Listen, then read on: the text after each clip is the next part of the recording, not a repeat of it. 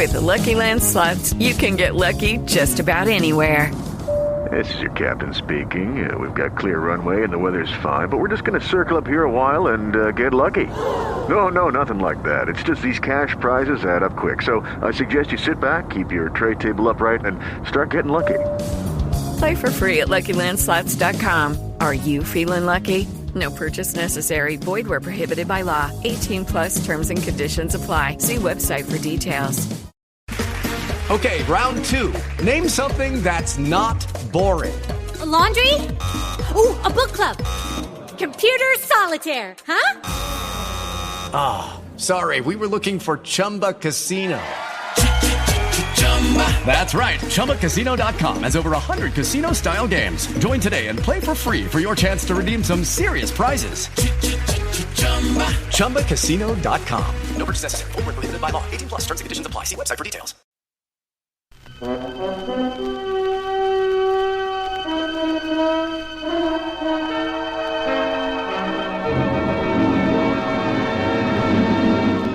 I have been here. The Grey Goose, Adventures of a Modern Robin Hood.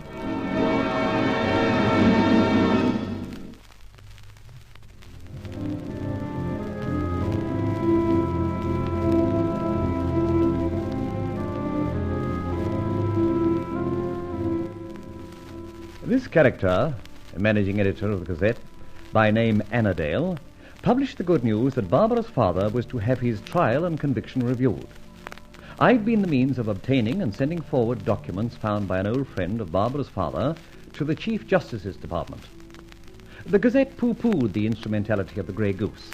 So, with the help of Charlie Austin, the said Annandale met a grey goose feather, my little token, at every turn. Even his office correspondence contained a feather. In search of the lowdown on him, we raided his home, and then in turn his spacious office.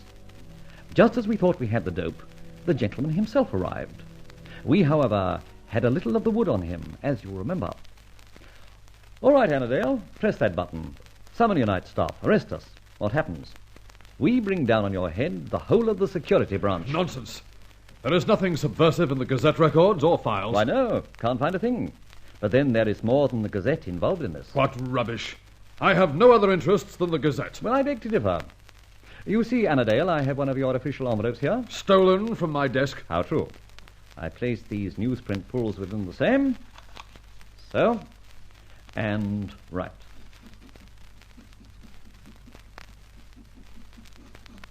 So. What are you going to do? It's done. Addressed, as a matter of fact. Got a stamp, by the way? No. I wouldn't give it to you if I had. All the better. Did you know that an unstamped letter is almost as safe as registration? You see, it's guarded by the post office authorities as if it were their ewe lamb.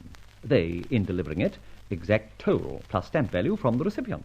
You propose to post that envelope? I do. I notice you have a postal chute in this office, so... Stand away from there. A gun, I see. Very grand, if I may say so, Annandale. Give me that envelope, or I shall certainly shoot. My staff will then come up, and that glib tongue of yours won't be able to say anything anywhere. Of course, that's a very potent argument in your favor. I thought you would see that. Now, the envelope. Charlie, there are moments when one has to confess one is beaten. That's right, Mr. Hicks. But this isn't one of them, is it? Quick, take that off! Splendid throwing, old man. A book fair in the kisser. Collar the gun and hold our friend. You devils. You're not security men. By no means. Strictly speaking, we should be called insecurity men. So many we know have been tripped up by us. Keep your eye on him, Charlie, while I post this letter. Voila, there it is. Adieu, there it goes. Now what, Mr. Annandale? Look, I don't know who you are, but you've won this round. So I suppose I'll have to talk turkey. I'll do a deal. What about it, Charlie? Oh, I reckon we can listen. So do I. By the way, we don't wish to be interrupted. We shan't be. Make sure, will you? Here's your intercom phone. Ring down and say you wish to be alone. All right. Sir? No interruptions, please. I wish to be alone. Yes, sir. Blimey. Greta Garbo couldn't have done it better. Now, what's going to be the palaver? Just this. You have discovered some printed material on the back of that picture. Yes, I held it up to the light. My friends will, with a little trouble, decipher it. That is, if you tell them to look for it. Which I intend to do. That picture of the luscious blonde goes into that rather dirty magazine, Yippee. Lots of bad selectors of their reading matter by it. But one, a regular subscriber, I shall call him, holds it up to the light and is able to read a message. And, as I guess, something inimical to national safety. You dirt. You're only guessing. True. But the security boys will soon find out. £1,000 if you'll go along to your friend and tell him it was just a personal joke sending that picture. Oh, now you're really talking. 1,000. What do you say, Charlie? 2,000. Cash? On the nail. May as well be proper blackmailers. Right, Mr. Annandale. 2,000. But that much cash. Easy. All newspapers keep large amounts of floating cash. Emergency expenses, payment of fares for special and sudden events, necessitating travel for correspondents, reporters. Reckon Mr. A here would keep it himself, too, Mr. Hicks. Well, Mr. Hay, hand over. Apparently I have no choice. But one thing. How do I know this will be the end of the matter? Even if you do contrive to stop the print. That's just it, my friend. You do not know. But I don't see you have any alternative. Very well. But if I hear any more from you, I shall know what steps to take. I shall not be caught off guard again. The money, please. Well, I must get it out of the safe. So you must. I'll help, shall I? I don't wish you to open it and suddenly produce another gun. Alley-oop, then.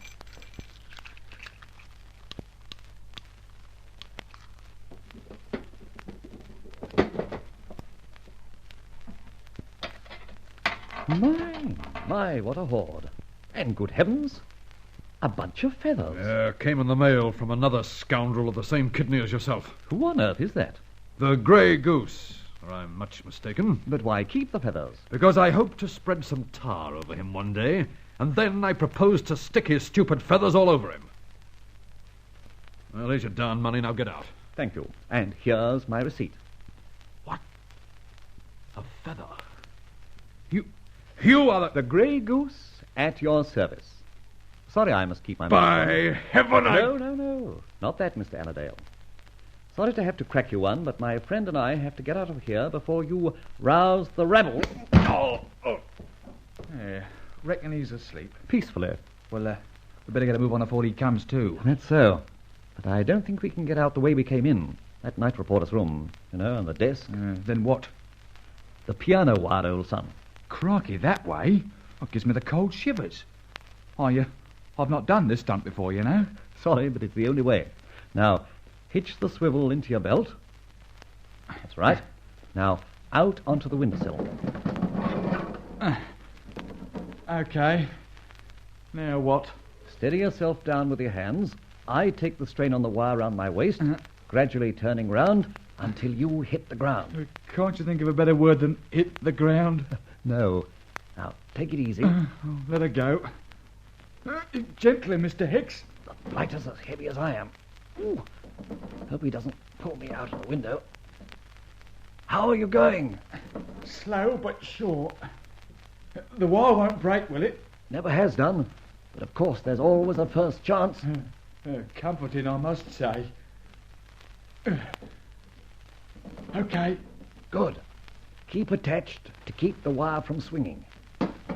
Now, to attach my end to something. Ah, yes. The safe handle. That's it. Hang on, Charlie. Here I come.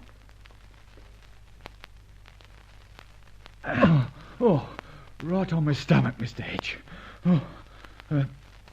Now what? Scamper? Yes. But I have to get my wire back first. Watch this. Blimey. How's that done? A little cutter on the end of the wire where I tied the knot. I just jerk this bit of strong fishing line, the wire's severed at the knot, and comes tumbling down. Blinking mandrake, that's what. Pardon me, Charlie. You don't mention Drake in the same breath as Goose. All right. We're off. Home? Not yet. We're going to call on a lady of our acquaintance. This time of night? Then she ain't no lady. You may be right at that. However, we'll see. We're going to see Mrs. Annandale. What? That dame let us go out and guessed you with her. Charlie, Mr. Higgs. Ah, that's the lady. So come on.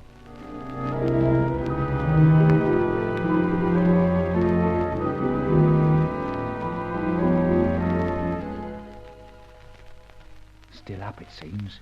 Lights on. We've got to get a squint into that room. But how? Yeah. If it was Christmas, we could go down the flaming chimney, dressed as the Santa Claus twins. Don't pinch my comedy, Charlie. Wait.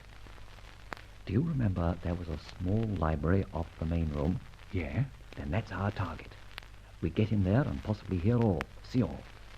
Come. Easy. It's a French window. Then go to it, my friend. In? Imri, move the lamp a little nearer. But yes, my Myra. Now the glass again. The print is so small. Now that's better. The magnification is excellent. See for yourself. Can you see, Charlie? Yeah, but you think we'd dare open these curtains a bit wider? 1 inch. As you see, Imri, held up to the light, the picture fades and the print is visible. Yippee! What? Of course. My hat, they got a copy of the paper. Not a sound. Yes, I see. It is very clear. It is a very, very clever method, I think.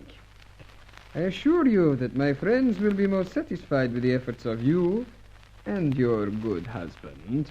My good husband, Imri? Do you forget it was I who thought this scheme up? This scheme of passing information to you, for you in turn to pass it Yes, indeed, my dear Myra, and I trust that the monetary reward is satisfactory. Satisfactory? Imri, dear, I haven't had but a penny here and there. That mean old devil does all the cashing in.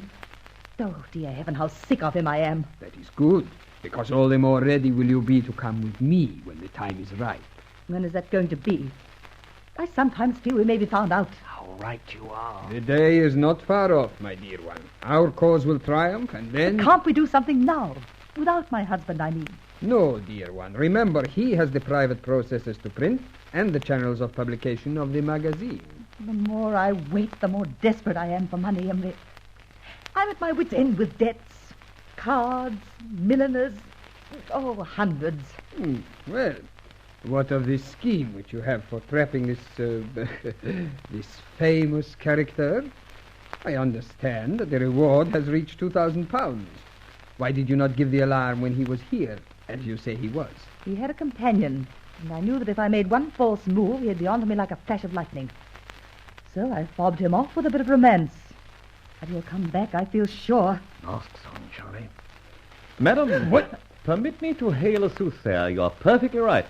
As I've so often had the privilege of saying to my clients, victims, I am here.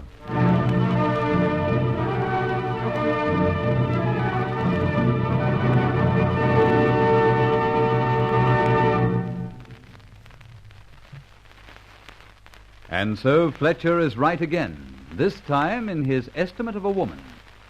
How he deals with traitors is to be told. We know, too, he'll manage somehow to feather the nest of the Grey Goose.